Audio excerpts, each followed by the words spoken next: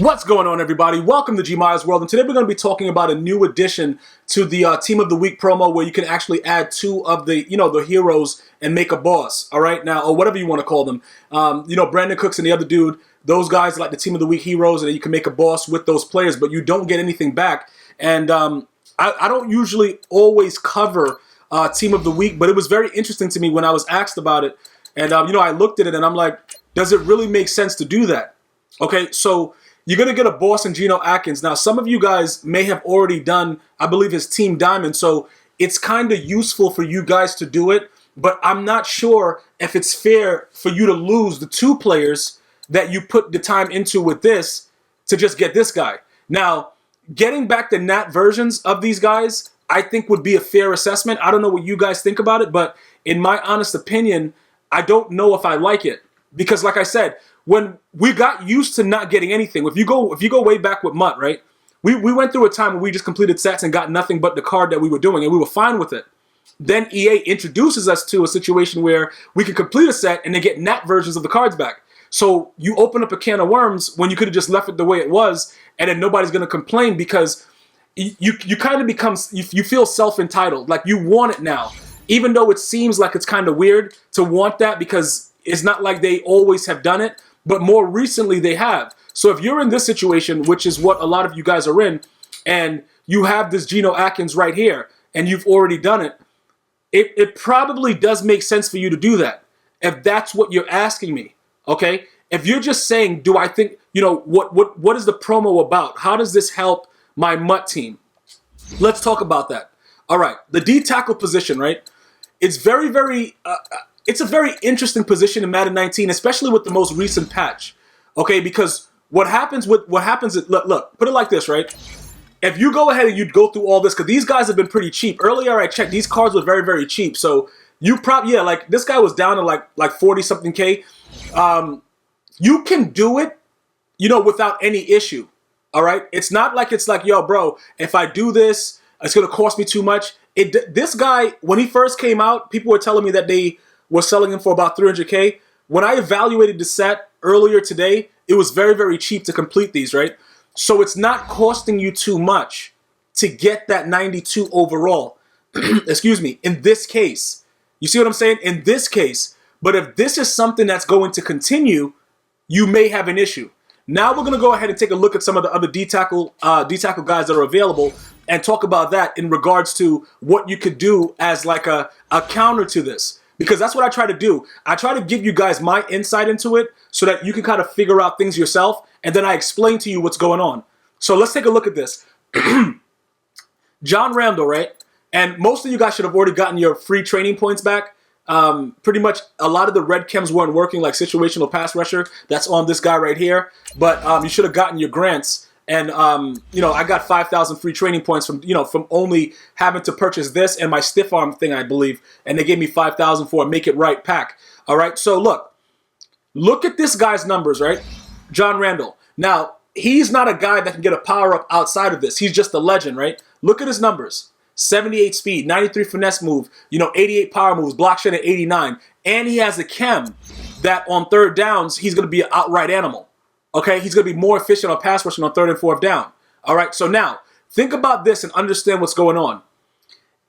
I'm going to go ahead and we're going to go check the prices on this, right? And then we're going to evaluate, because if you do both those, let's go take a look at Brandon Cook's price so we can see if you wanted to just buy it outright and not do the sets, right? Let's just go ahead and evaluate it, and then we're going to look at the cost of John Randle. So let's go ahead. We're going to go Brandon Cooks, right? Let's put Cooks in and see what his price range is. And then we're going to put the other guy in. I forgot what the guy's name is. The guy from the Titans. Is that guy from the Titans? I don't even know, because I really just don't even care. All right, so Brandon Cooks. Why isn't it? Hold up. This guy's not a power-up, though. Why is it? So he doesn't have a power-up card? That's pretty whack. All right, so look. He's at 276, right? So let's go here. We're going to go program. We're going to go team of the week to just make it easier, because we're going to go to the other guy and check him out also. Right there. Okay, so Brandon Cooks, right? So that's the cheapest amount right there, 276. So let's just say that just times that by 2, all right? And then you're going to get up to like 550 something or something like that? All right, look. Now let's take Cooks away from this, and we're going to go to the defensive side of the ball. I believe that it was a Titan player, right? So we're going to go to 90 overall. He should be up here someplace. Once I see him, I'll know where he is, you know, who he is or whatever. Okay, what's going on? Bruh, where's he at? Right here, Kevin Byard. Okay, so now it's going to cost you like 500, whatever, close to 600K. Let's just say it like that, right? To get that boss. Now remember, if you're updating the card, disregard everything else. Okay, if you're updating your card, you already have the team diamond. You're like, yo, look, I'm going forward with Geno Atkins. I'm good. You may have no choice but to do it in the fashion of either completing the set, trying to get it as cheap as possible, or buying 2 of these cards and putting them in for the boss, right? Now, let's go to John Randle. And we're going to take a look at that. And remember, that's only 1 B tackle. So say you don't have it and you're thinking about, you know what? I want that big overall. I want that boost. You know what I'm saying? I want to make my team like glitchy like that, right? Say you're thinking along those lines. Okay, so John Randle, his power up is 80. Okay, well, 39 right there.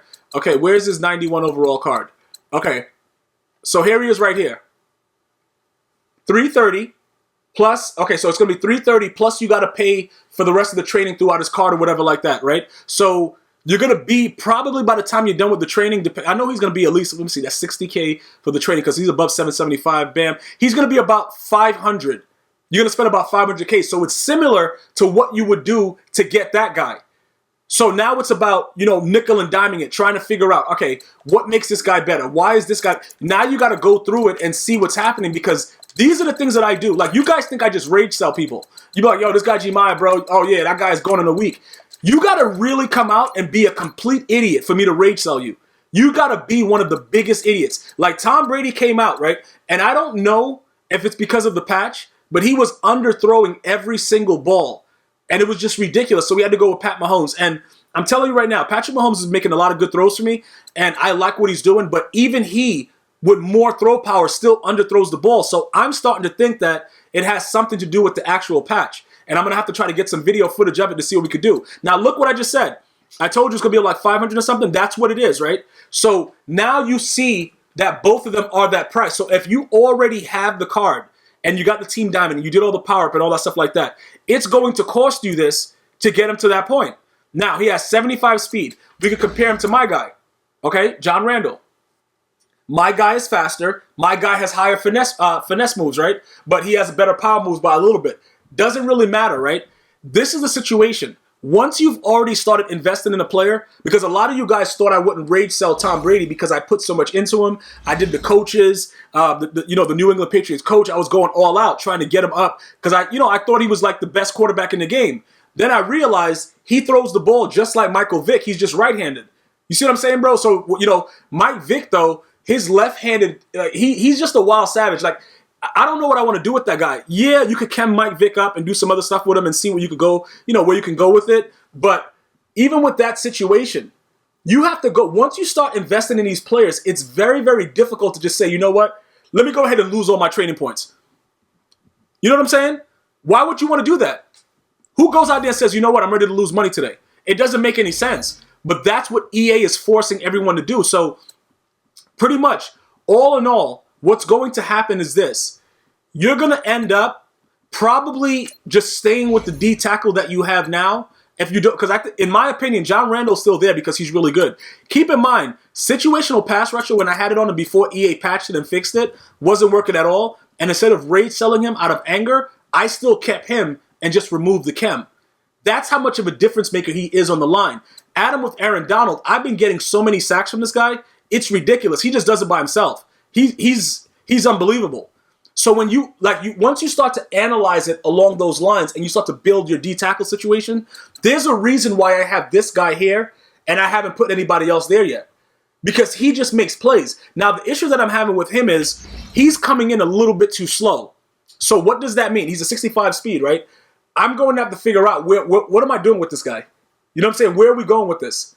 And keep in mind also, when you look at his block shedding and you look at his finesse moves, very, very low, but he's still, all in all, goes in there, he makes plays.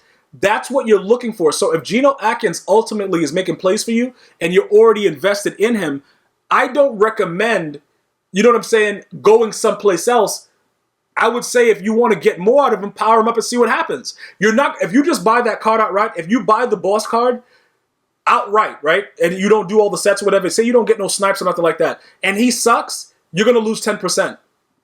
But what I'm saying is you try it out earlier so that you can see what it is, so that you understand what's going on. Because if you just sit back like, all right, you know what, I'm just going to wait it out, his price is going to stay around like that 4-something range just because his overall is worth a certain amount of training points.